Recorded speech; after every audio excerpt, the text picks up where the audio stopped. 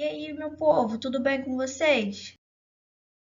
Vamos para o nosso capítulo 24, que fala sobre a região sul, ocupação e aspectos demográficos. Caracterização da região sul.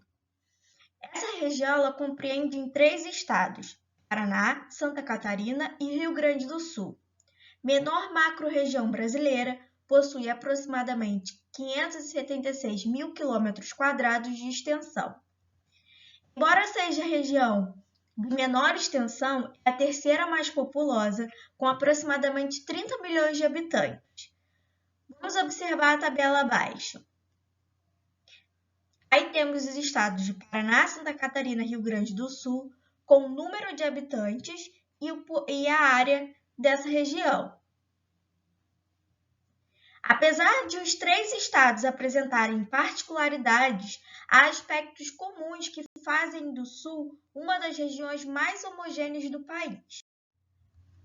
Entre as semelhanças, podemos destacar a colonização da região, feita predominantemente por imigrantes vindos da Alemanha, a economia baseada no amplo desenvolvimento das atividades agropecuárias e industriais e o clima subtropical. O processo de ocupação da região sul. No início da colonização portuguesa, o sul era uma região muito distante do centro de interesse dos portugueses, que eram regiões litorâneas do Nordeste e Sudeste, onde predominavam a produção de cana-de-açúcar e o extrativismo do pau-brasil. Até o final do século XVI, o interior da região sul era ocupado somente pela população nativa, os indígenas. Um dos primeiros estrangeiros a chegar a essas áreas foram os jesuítas espanhóis. Eles contavam com o incentivo da coroa espanhola e os usou para assegurar terras perante a coroa lusiana.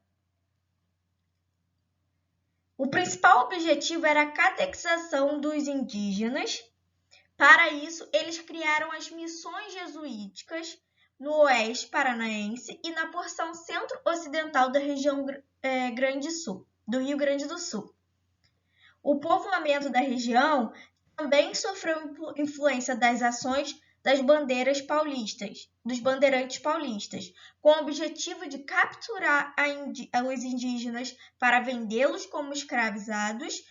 Os bandeirantes invadiram, saquearam e destruíram muitas missões. Assim, abriram caminhos e fundaram pequenos povoados. Para que serviam as missões jesuíticas? As missões foram povoados criados e administrados por padres jesuítas no Brasil colônia a partir do século XVII. O seu principal objetivo era promover e expandir a religião, a cultura e os valores europeus aos povos nativos. Para que se convertessem, a população indígena era instruída sobre os dogmas cristãos. Os jesuítas também lhe ensinavam a leitura e a escrita. Além disso, os indígenas reunidos nesse aldeamento não eram escravizados, como geralmente ocorria em outros lugares. Com o tempo, muitas missões prosperaram e se tornaram uma ameaça à centralização do poder pretendida pela coroa portuguesa. O resultado foi que, em 1759, os jesuítas foram expulsos do Brasil, acusados de influenciar os guaranis contra o domínio português. A pecuária teve um papel essencial no povoamento da região sul nesse período, tendo sido o Rio Grande do Sul um grande produtor de couro. O aproveitamento da carne não era possível porque as regiões consumidoras estavam muito distantes. A carne bovina só começou a ser aproveitada no século XVIII, com a indústria de charque, também conhecida como carne seca. Ela era levada do Rio Grande do Sul pelos tropeiros e comercializada no atual sudeste do Brasil. A partir do século XIX, o governo começou a incentivar o povoamento e a exploração do Sul, principalmente por meio da criação de assentamentos de imigrantes europeus, sobretudo alemães e italianos. Essa prática tinha o objetivo de assegurar o domínio sobre o território do Sul, tendo em vista também a proteção contra possíveis invasões. Um dos fatores que facilitou a chegada e a adaptação desses imigrantes foi a similaridade climática do local de origem com a região colonizada, o clima subtropical, que é um clima de zona temperada, apresenta algumas características climáticas similares ao clima temperado, predominante na Europa. As temperaturas são mais amenas no outono e na primavera, e apresenta verões quentes e invernos mais frios do que qualquer outra parte do Brasil. Além disso, a regularidade na distribuição da pluviosidade, a regularidade da chuva, fazendo com que não haja uma estação seca. Os imigrantes, chamados colonos, foram assentados em pequenas e médias propriedades, onde passavam a cultivar vários produtos agrícolas, valendo-se de práticas culturais trazidas de seus países de origem. Também praticavam a pecuária voltada para a produção de leite. O desenvolvimento agrícola proporcionado pelos colonos impulsionou as atividades urbanas e também o comércio local. Dessa forma, vários vilarejos foram se transformando em centros urbanos, principalmente com o advento das primeiras indústrias. Assim nasceram as cidades gaúchas de Caxias do Sul e Novo Hamburgo, e as catarinenses Joinville, Blumenau e Brusque. Últimos territórios ocupados na região sul. Décadas depois da ocupação por alguns imigrantes do território mais próximo ao litoral, iniciaram no século XX as primeiras ocupações na porção oeste, na qual ainda havia pouco povoamento. Esses imigrantes eles partiam em busca de novas terras onde pudessem desenvolver a prática da agropecuária. Os fluxos migratórios que se originaram no leste do Rio Grande do Sul levaram os imigrantes a colonizar o norte e o noroeste gaúcho e também a região central e oeste de Santa Catarina. Em meados da década de 1940, a expansão das lavouras cafeeiras do oeste paulista, como já visto, acabou alcançando as terras férteis do norte do estado do Paraná. Dessa forma, a cultura cafeeira atraiu migrantes paulistas, mineiros e nordestinos, entre outros.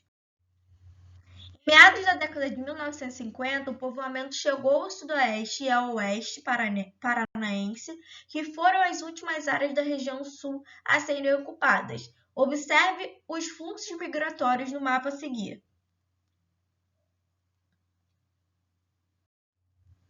A distribuição espacial do povoamento no sul foi mais homogênea em comparação à de outras regiões. No entanto, as áreas com maior concentração populacional são as regiões metropolitanas de Curitiba e Porto Alegre. Exemplo do que ocorreu em outras regiões metropolitanas nas últimas 4 décadas, o número de habitantes nesses centros urbanos do Sul cresceu substancialmente em razão principalmente do êxodo rural provocado pela mecanização das lavouras. Observe o mapa da densidade demográfica da região Sul.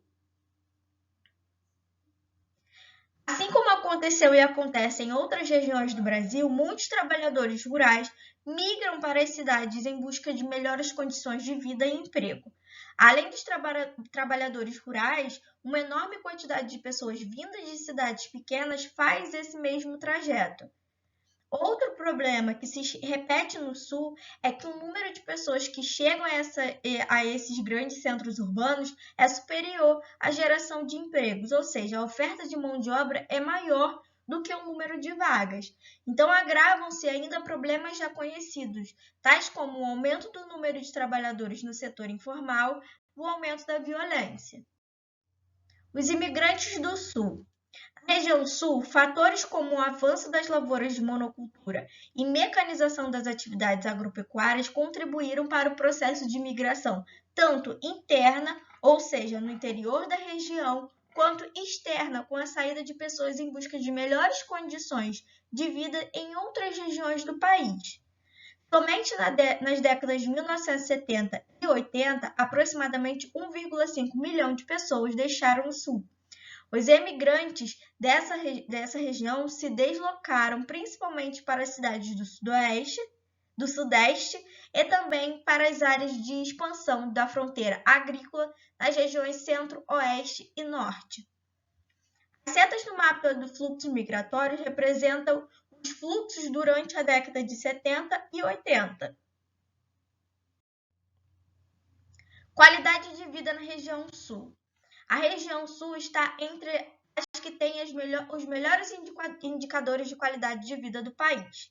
Esse conceito ele corresponde às condições de vida de um indivíduo que favoreçam o seu bem-estar na sociedade e o desenvolvimento das suas atividades cotidianas e pessoais. Alguns dos fatores considerados na avaliação da qualidade de vida da população são os seguintes: renda, habitação e acesso à educação, a lazer e aos serviços de saúde e de saneamento básico. Para isso, são utilizados indicadores socioeconômicos, como distribuição de renda, taxa de mortalidade infantil, expectativa de vida e taxa de analfabetismo. A região Sul, se comparada às demais regiões do Brasil, apresenta os melhores indicadores socioeconômicos em razão do seu desenvolvimento econômico e processo de ocupação, pautado nas pequenas e médias propriedades familiares. Os gráficos a seguir estabelecem a comparação entre os indicadores socioeconômicos das diversas regiões brasileiras. Renda per capita, expectativa de vida, analfabetismo, mortalidade infantil. E é isso, meu povo. Dúvidas? Escrevam nos comentários e até o próximo vídeo.